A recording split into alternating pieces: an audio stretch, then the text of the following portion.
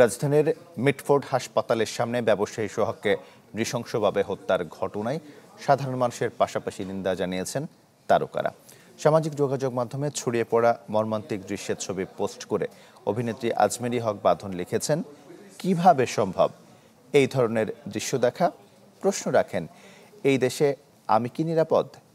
নির্মাতা মাবরুর রশিদ বান্না কোরআনের আয়াতের উদ্ধৃতি দিয়ে বুঝিয়েছেন মানুষ হত্যা কতটা জঘন্য পাপ।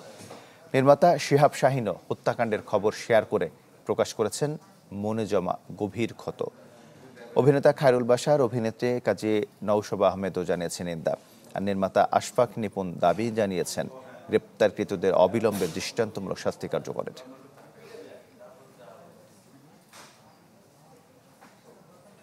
এসি কেনার কথা ভাবছেন? ভিশন দিচ্ছে যে কোনো এসিতে 15% নিশ্চিত ছাড়। এছাড়াও থাকছে মানি ব্যাক গ্যারান্টি নিশ্চয়তা।